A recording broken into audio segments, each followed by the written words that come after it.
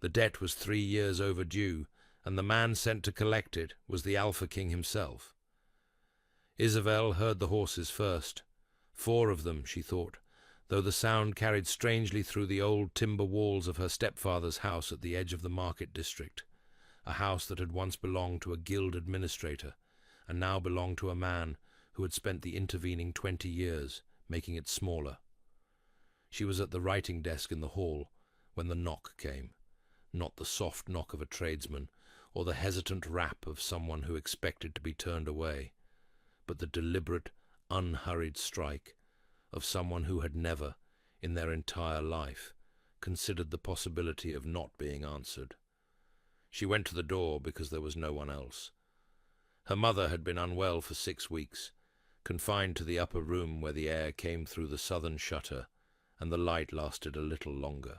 Her stepfather, Coltrane, had been absent for 11 days, 3 days longer than he had told her, and she suspected approximately as long as it had taken his creditors to learn that he was gone. The house had been very quiet. The box had been in her care for all of that quiet. It sat on the writing desk behind her now, the size of a travelling case, made of dark iron fitted over older wood. The clasp was a wolf devouring its own tail.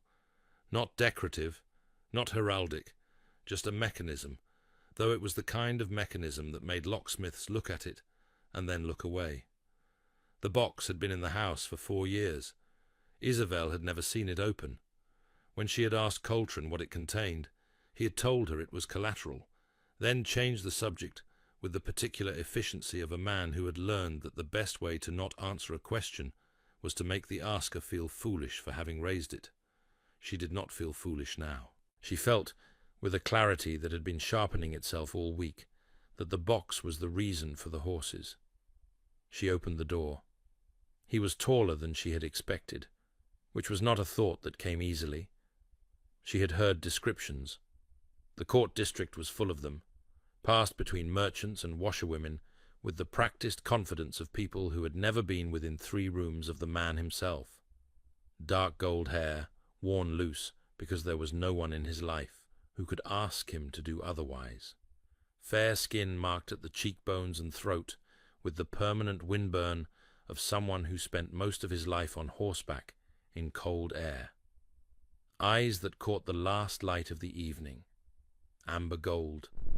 Unsettling in the way of something that doesn't match what the brain had already prepared. He was alone. That surprised her more than the height. Behind him, on the narrow street, 2 riders waited at a distance. The other 2 horses were his, and a second mount she did not understand, until she did. He had brought a horse for whoever he was taking with him. She had been standing in doorways most of her life. She had learned to take in what was relevant and close her face around it before anyone noticed it had been open. Her hands rested flat against her thighs. She waited.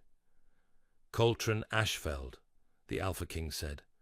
His voice was low, not raised for her benefit, the kind of voice that made you lean forward slightly before you had decided to.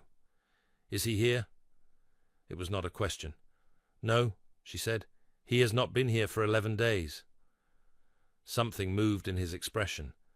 Not surprise. She did not think this man surprised easily, but a recalibration. He looked at her the way someone looks at a fact that has altered a calculation they were already midway through. And the box, he said. Her hands stayed flat. Inside. He was quiet for a moment. On the street behind him, one of the horses shifted and was stilled. The evening was going blue-grey around the rooftops, and there was a fire somewhere close enough that she could smell it, wood smoke and old stone, and she was aware of him, looking at her in the thorough, unhurried way of someone who had been waiting 3 years and did not consider 4 more seconds to be an inconvenience. You know what it is, he said. I know what it holds, she said. I don't know what it means. That apparently was the right answer. He did not smile, but something shifted slightly in the quality of his attention, and she had been paying close enough attention to notice. "Then you'll come with it," he said. It was not a question either. His name was Gawthron. She had known that. What she had not known, what the market district's second-hand descriptions had entirely failed to convey, was the specific quality of his silence, which was not empty, but occupied. He rode ahead of her on the road to the Capitol Court complex, and said nothing for 2 hours. And in those 2 hours, she had the sensation, several times, that he was thinking rather than merely waiting, that something was working behind the stillness rather than resting in it. She carried the box across her lap, one hand steady on the clasp. She had brought the things her mother required. The medicines, the compound the physician had mixed, the instructions written in a hand she could read clearly. She had arranged for the neighbor's daughter to sit with her until she returned. She had not asked how long that would be, because she had understood, with the same cold clarity that had been accumulating all week, that she was not in a position to set terms, and asking questions she could not enforce the answers to would only demonstrate that she knew it. The court complex was grand in the way of things built to make people feel small. Polished stone floors caught torchlight and held it, stretched out under ceilings that rose into shadow. Heraldic banners, deep crimson and black, hung between carved columns, and the guards at the inner gate stood with the particular stillness of men who had been doing this for long enough that they had stopped thinking about it. Isabel had been in administrative buildings before. She had sat in clerks' offices and assessors' waiting rooms and the outer halls of modest councillors, and she had learned to appear smaller than she was, without performing it. This was different. This was scale used as architecture. She followed him through 2 corridors and a guarded antechamber, and into a room she understood, from its proportions and the document racks along one wall, was a working council chamber rather than a formal hall. There was a fire in the great hearth at the far end. There were candles on the long table. There was a woman standing to the right of the hearth who had been waiting for him, and who turned when he entered with the fluid ease of someone who had been expecting him and had arranged herself accordingly. Lady Senna Aldrath was perhaps 40, fine-boned and precise, dressed in the kind of grey that cost more than most families spent in a season. She had the particular grace of a woman who had been performing competence in rooms like this for her entire adult life, and had long since stopped distinguishing the performance from the thing itself. She looked at Isabel. Then she looked at the box. Then she looked at Gawthron. "She is not Coltrane Ashfeld," Lady Aldrath said. "Coltrane Ashfeld ran," he said. He moved to the end of the table, pulled out a chair with the ease of someone who did not think about furniture, and sat. He gestured, without ceremony, to the chair across from him. Isabel sat. She set the box on the table between them. In the firelight, the wolf clasp cast a small, hard shadow, the tail disappearing into the creature's own mouth. Lady Aldrath had come to stand at the table's edge. She did not sit.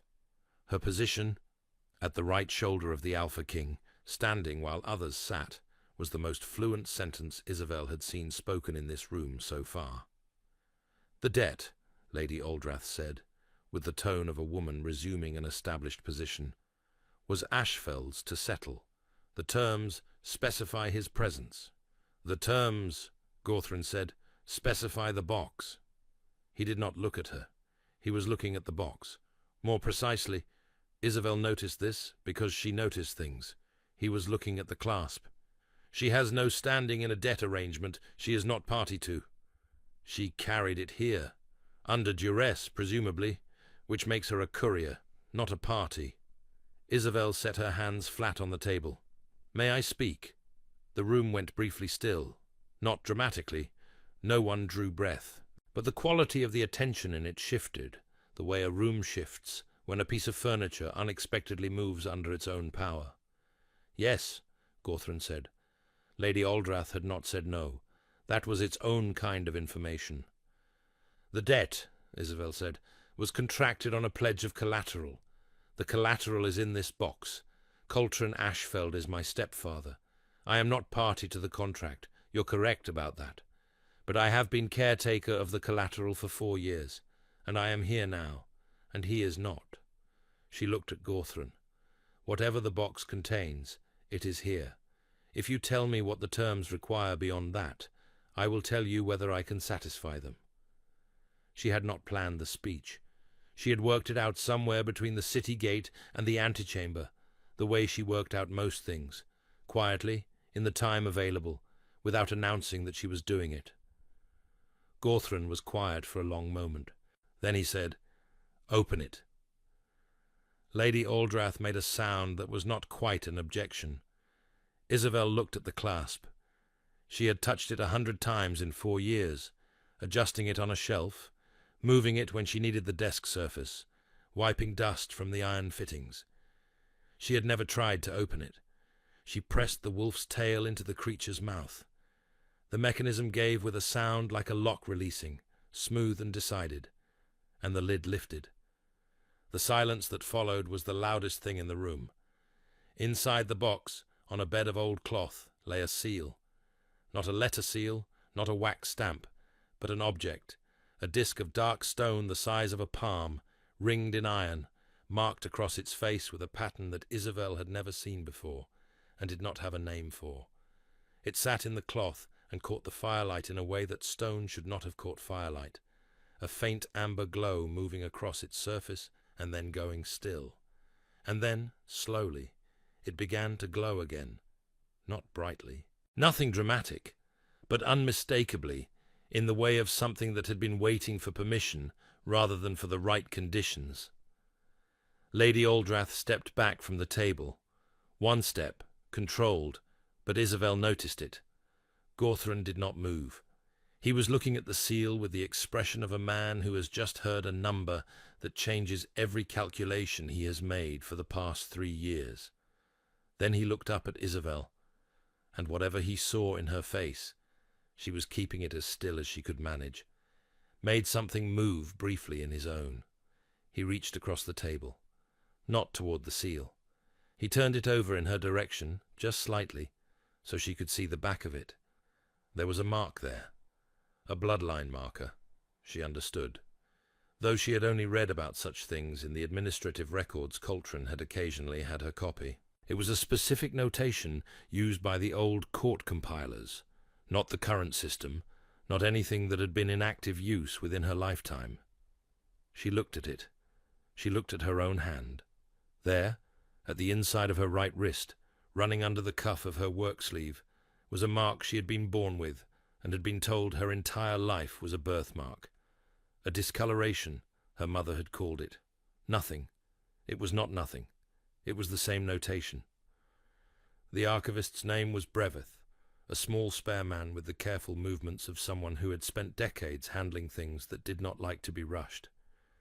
He came at Gawthron's summons within the hour, carrying a leather case of documents under one arm, and looking, when he entered and saw the open box on the table, the way a man looks when something he spent years cataloguing finally proves itself. He said, "That is the Ashfeld seal." Then he said, "Or rather, it is not the Ashfeld seal. It never was. Ashfeld purchased it from a dissolved estate 15 years ago. He did not know what he had." He set his documents on the table, opened the case with the care of someone who loved his work, and produced a record. It was old. The edges had been reinforced with newer binding. He laid it flat beside the box. "The last recorded activation of the Vestari bloodline seal," he said, "was 276 years ago, when the last Vestari heir entered the court in the reign of the king, before the king, before the king, before this one." He paused. "The record uses the language of the period, but its meaning is not ambiguous." He looked at Isabel. "The seal does not glow for the person who holds it. It glows for the person it recognizes." Isabel looked at the seal. The seal continued its quiet amber pulse, the same rhythm as her own heartbeat, which she was suddenly extremely aware of. "My mother's name before she married," she said. Not a question. Not yet. Breveth consulted his record without looking up. The dissolved estate from which Coltrane Ashfeld purchased the box was registered under the family name Vestara. simplified, over 3 generations, from the original. He looked up now. Your mother's maiden name. The fire in the hearth was the only sound in the room for a moment. Lady Aldrath said, from the far side of the table, in a voice that was still smooth, but had acquired a very specific precision, "A birthmark is not a bloodline verification. The seal's response could be environmental. Temperature, the fire, the iron fittings." "It has been near fire all evening," Gawthron said. He had not taken his eyes off Isabel since Breveth had finished speaking. "It did not glow until she opened it. I would need the records independently verified before any formal standing could be—" "That will happen," he said. He said it the way he said most things, flatly finally, as though the sentence were a door he had just closed. "Tonight she stays in the court complex, her mother's address, where she is." That last was directed at Isabel. She gave it. He did not write it down. She suspected he did not need to. Lady Aldrath was looking at her now with the specific quality of attention she had not directed at her since the beginning of the evening. The full assessment, made with the visible composure of a woman who did not let assessments show. Isabel met it. She was angry, and underneath the anger, something else she could not yet name. She was also aware that she was very tired, and that the seal was still glowing, and that the Alpha King had just overridden a political objection on her behalf, without announcing that he was doing so. She was not sure what to do with any of that. She folded her hands in her lap, and kept her face still, and waited. Her room in the court complex was on the east wing, 3rd level, modest by the standards of the building, which meant it was larger than any room she had slept in. There was a fire. There was a window with heavy drapes, and through them, when she stood close, she could see the courtyard below, lit by iron-fitted torches, cold blue moonlight, cutting down at an angle from the north, and warming to amber where it met the torch flame. She did not sleep. She sat at the desk with Breveth's summary notes. He had left her a copy, without being asked, which she suspected meant he was the kind of archivist who operated on the principle that information finds its correct level on its own, and she read through the Vestari lineage, with the same careful attention she had given to every document she had handled in the past decade. 300 years, or 276 to be precise, and she had learned to be precise. The Vestari family had served the court in an administrative capacity, not political, not military, but the specific function of keepers of the court's oldest records, compilers of the bloodline register, the people who wrote the notations. She read that, and sat very still for a moment, with the specific sensation of something slotting into place that had been displaced for a long time. She had always been good with records. She had assumed it was because she had had to be. She was still reading when the knock came at her door. It was not the Alpha King. It was a guard with a message, written in a hand she had already learned to recognize. Brief, exact, 3 lines. "Your mother has been moved to the court physician's ward. Her care is being arranged. This is not a kindness.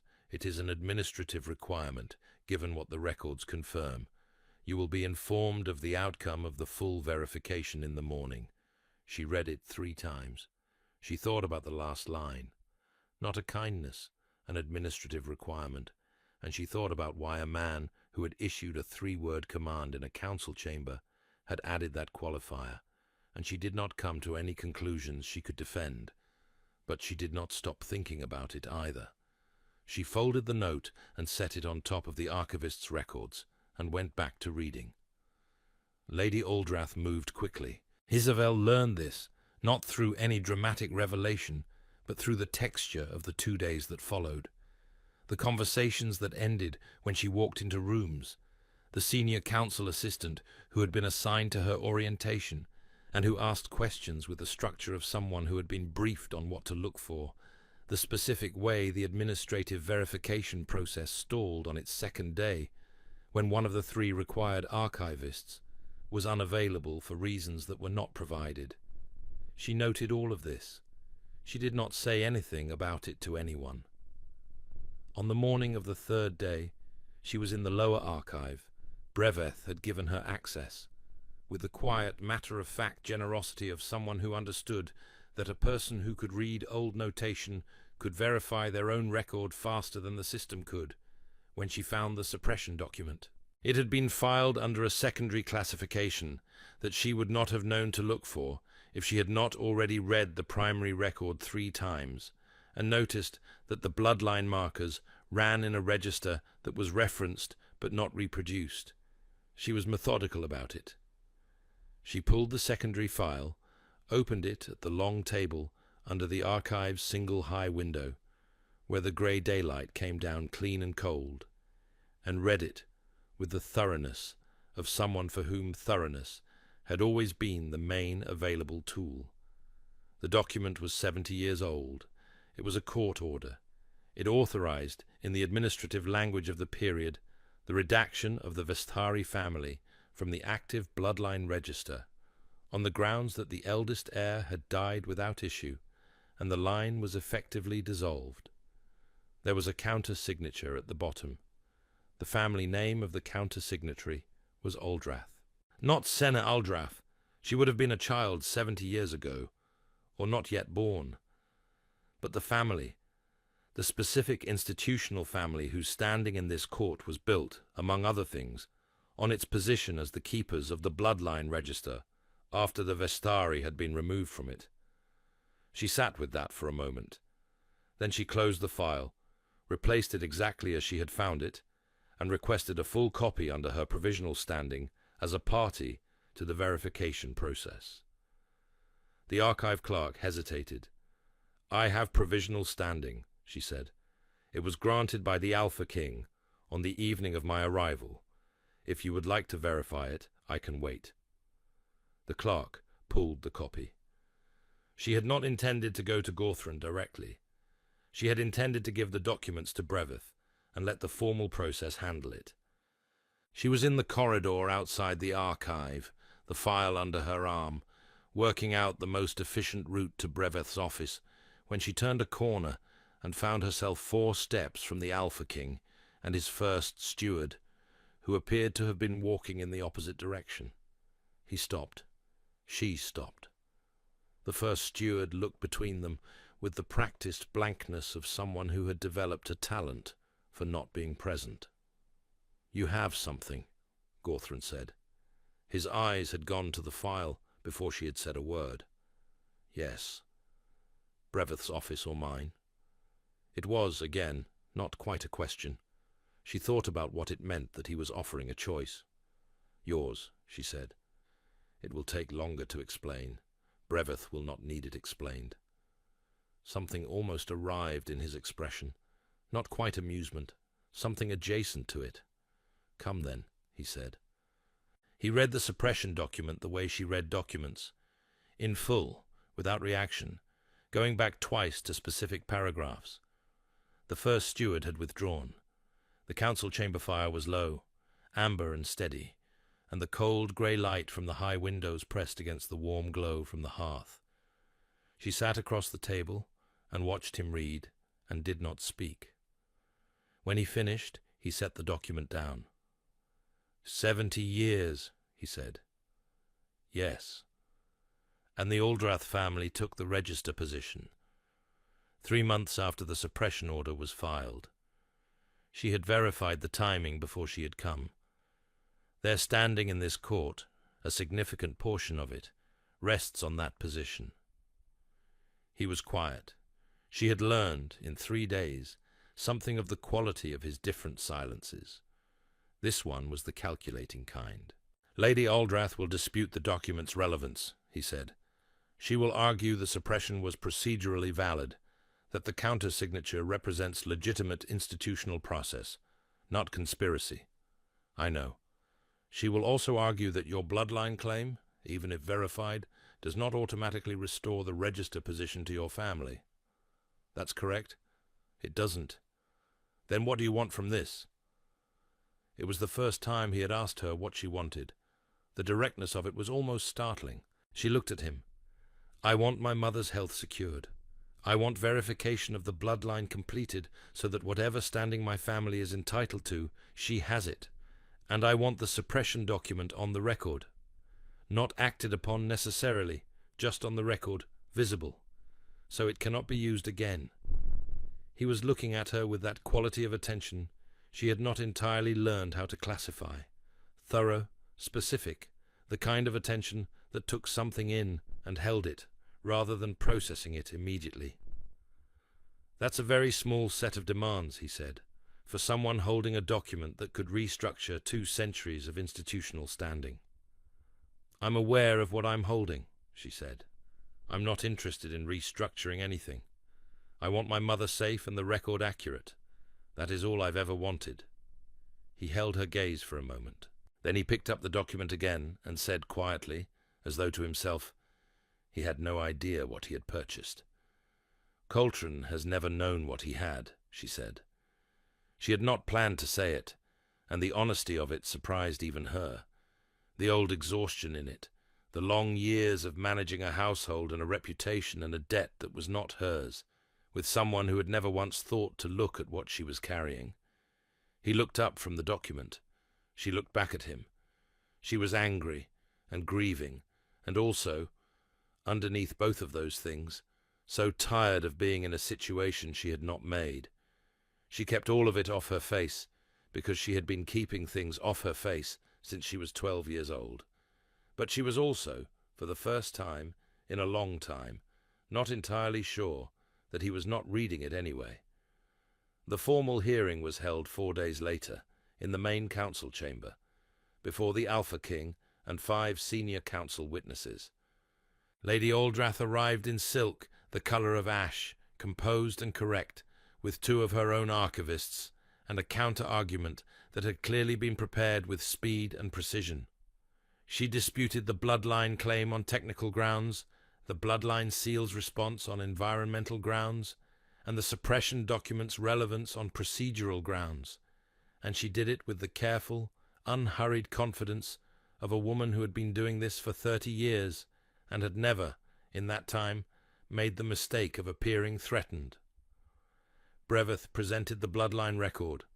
The second archivist, found and restored to availability, presented the lineage verification, completed and signed. The suppression document was entered into the record. Countersignatures were verified against family rolls 3 generations back. Isabel spoke twice, once to confirm the facts as she understood them. Once at the end, when Lady Aldrath's second archivist suggested, with the specific tone of someone raising a point they had been briefed to raise, that the seal's response might have been staged. She said, "I have been in this court for 6 days. I arrived with a box I had never opened. I was not told what it contained, what it meant, or why it was in my care. I opened it when I was asked to." She looked at the council witnesses, not at Lady Aldrath. "I am not asking for a position or a title. I am asking for the record to be accurate. If the record is accurate, this council can make whatever decisions it makes. I will not be here to dispute them. I intend to go home." The chamber was quiet. Gawthron said, "The verification stands, the suppression document stands, the bloodline register will be corrected." A pause. "Lady Aldrath's current position in this court is not contingent on the register. It will not be affected." Lady Aldrath was controlled, but Isabel had spent 6 days learning to read the quality of control in this court, and what she saw in Lady Aldrath's expression when Gawthron spoke was the specific look of a person who had just understood that the threat they had been managing was not the one they should have been watching. She had not, it seemed, considered the possibility that the Alpha King might separate the record from the politics. Isabel had. She was packing when he came to the East Wing. She heard the knock and recognized it. Deliberate, unhurried, and the recognition sat strangely in her chest. She had only heard it once before, at a different door. That felt like much longer ago than 11 days. She opened the door. He stood in the corridor the way he stood everywhere, fully, without leaning, taking up exactly the space he occupied, and no more. He had come without the first steward. The corridor was empty. "You're leaving," he said. "My mother is well enough to travel. Breveth has everything he needs.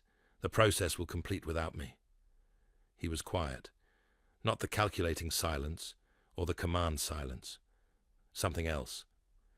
"Your provisional standing," he said, "can be converted to formal standing, as a Vestari heir. It would give you access to the archive, to certain council records, to—" "I know what it would give me," she said. And I have a house.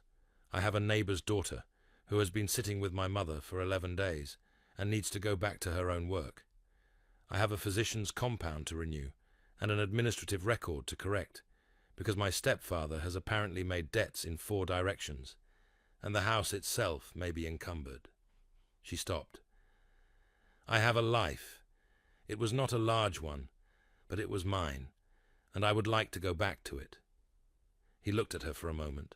"Coltrane Ashfeld's debts," he said, "will be cleared. The box was the collateral. The debt is satisfied." She had not expected that. She had been so occupied with the bloodline record and her mother and the suppression document that she realized, stopped thinking about the debt itself. "That was the original purpose," she said. "Yes." "Then, thank you." He nodded. He did not move to leave.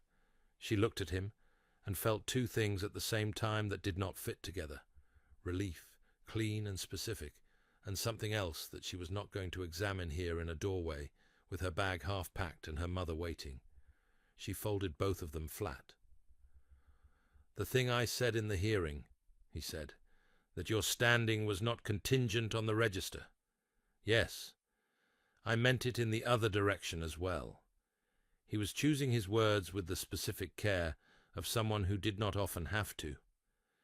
"Your standing here is not contingent on the register. That is not why I—" He stopped. She waited. "The record should be accurate," he said finally. "It was not. It is now." A pause. "That is all." She understood this was not, in fact, all. She understood that he was a man who had said things to her in this building over 11 days that had cost him small amounts of something, and that each small amount had been deliberate, and that this was how he moved, in increments small enough to deny if he needed to. She was the same. She said, "If the formal standing is still available in 6 months, when I have dealt with the house and the records and all the rest of it, I will consider it." Something settled in him. She felt it rather than saw it. "It will be available," he said. She left the next morning at first light with her mother in a court cart. Not a grand vehicle, but solid and covered, with a brazier that kept the inside warm, and a driver who had been assigned without her asking, who seemed to consider the route back to the market district beneath comment. The box was not with her. The seal had been placed in the archive. Breveth had given her a receipt for it, with the kind of archival thoroughness that made her like him very much. Her mother held her hand for the first part of the journey, and did not ask questions. This was a quality her mother had always had, the specific restraint of someone who understood that some information arrived in its own time. She had hair that had once been the same dark brown as Isabel's, gone grey at the temples now, and pale grey eyes that were the origin of Isabel's own, and she looked at her daughter in the amber light of the brazier, with the quiet expression of a woman who had made certain decisions for reasons she had never fully explained. "You opened the box," she said, about halfway back. "Yes." Her mother nodded, as though this had been expected, as if she had always known that eventually the box would be opened, and that when it was, it would be Isabel's hands on the clasp. "Your grandmother told me," she said, "when I was very young, that our family had once been keepers of something important. She did not say what. I think she was not sure anyone would believe her." Isabel thought about 276 years, about the notation on her wrist, about a man who had ridden to collect a debt personally and stayed to watch her open a seal that had not responded to anyone in her family's lifetime. She was right, Isabel said. Her mother squeezed her hand once and let go.